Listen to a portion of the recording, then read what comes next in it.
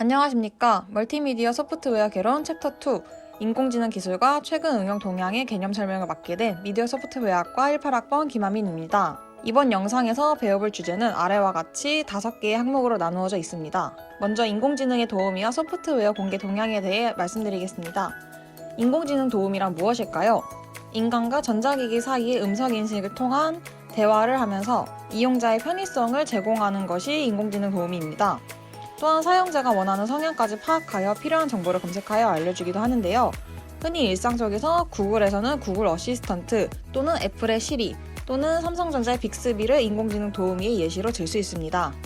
다음으로 인공지능 소프트웨어 공개 동향에 대해 설명드리겠습니다. 세계적인 글로벌 IT 기업들이 인공지능 생태계를 만들어 선도하기 위해 인공지능용 소프트웨어를 오픈소스로 공개하고 있습니다. 이 세계적인 글로벌 IT 기업들이 왜 소프트웨어를 오픈소스로 공개를 할까요? 자기 회사가 만든 인공지능 생태계를 하루빨리 정착시키고 진화시키기 위한 전략이라고 합니다. 다음으로는 인공지능 시장 전망에 대해 설명드리겠습니다. 화면에 보이는 사진은 저희 강의 책에 실려있는 표인데요. 옆에 보이는 것과 같이 세계 인공지능 소프트웨어 시장은 급속한 속도로 성장할 것으로 전망됩니다. 이러한 인공지능 시장은 자연어 처리, 언어 번역, 로봇의 자동화, 머닝러닝 등의 응용을 모두 포함하여 예측한 것이라고 합니다. 다음으로 설명드릴 것은 인공지능 기술의 치열한 경쟁입니다. 인공지능 기술 개발의 국가 간 경쟁이 매우 치열한 상황인데요. 현재 미국, 중국, 일본, 프랑스, 독일 등 주요 국가 정상들이 일제히 전면에 나서 인공지능 정책을 진두지휘하고 있다고 합니다. 대표적으로 일본, 중국, 한국의 인공지능 교육에 대해 설명을 드려보도록 할게요. 먼저 일본의 경우 전국의 고등학생과 대학생들에게 인공지능 기초교육을 실시하며 연간 25만 명의 인공지능 전문 인력을 양성한다고 합니다. 또한 대학에 사회인 인공지능 과정을 설치하면서 이러한 인공지능 교육을 통해 인재를 육성한다고 합니다. 다음으로는 중국의 인공지능 교육입니다.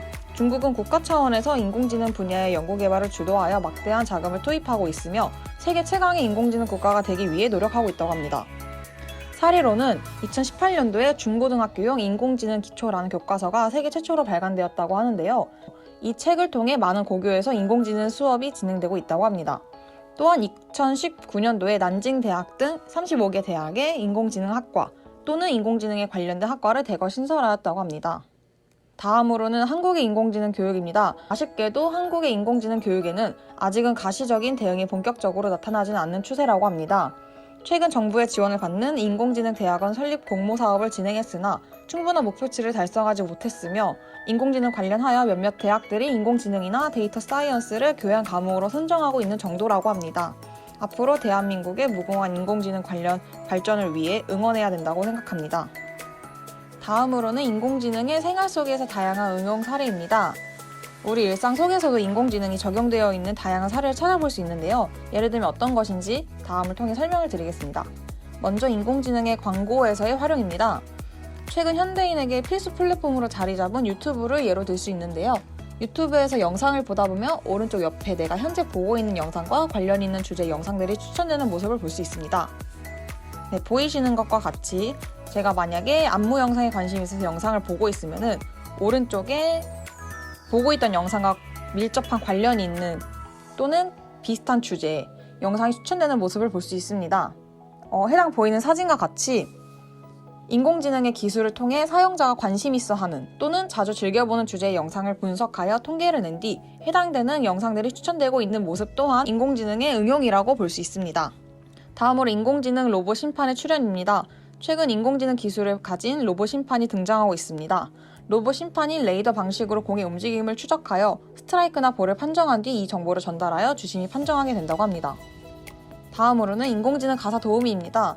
인공지능 기술의 이용은 우리 가사에도 많은 변화를 가지고 왔는데요. 집안을 돌아다니며 청소를 하는 이 로봇 청소기 또한 인공지능 기술이 접목되는 사례 중 하나라고 볼 수 있습니다.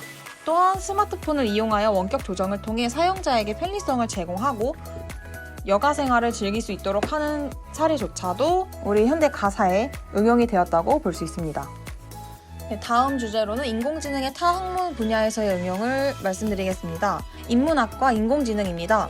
인문학은 자연과학과 사회과학의 경험적인 접근 방법을 주로 사용하는 것과는 달리 분석적이고 비판적인 방법을 폭넓게 사용합니다. 따라서 이 인문학을 통해 사고의 깊이와 통찰력 향상을 기대할 수 있을 것입니다. 다음으로는 의학과 인공지능의 접목입니다. 최근 들어 인공지능이 의학 분야에서도 활용도가 늘어가고 있는 추세라고 합니다. 예를 들면 암 환자의 데이터와 각종 의료 데이터를 이용하여 암 발견 또는 최적의 암 환자 치료를 수행하는 IBM의 인공지능 컴퓨터인 왓슨을 예시로 들 수 있습니다.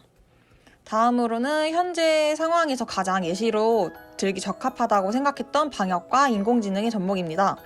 인공지능은 DNA 구조 확인과 분석을 통해 여러 가지 질병에 대한 백신을 개발하는 데도 기여를 하고 있는데요.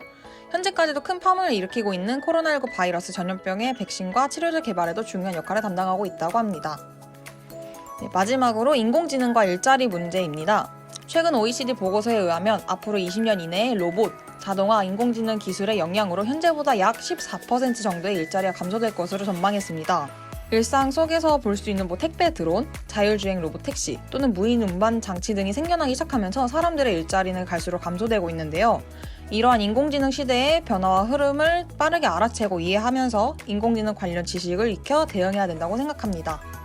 네, 이렇게 챕터 2 인공지능 기술과 최근 응용 동향의 개념 설명을 마치도록 하겠습니다. 감사합니다.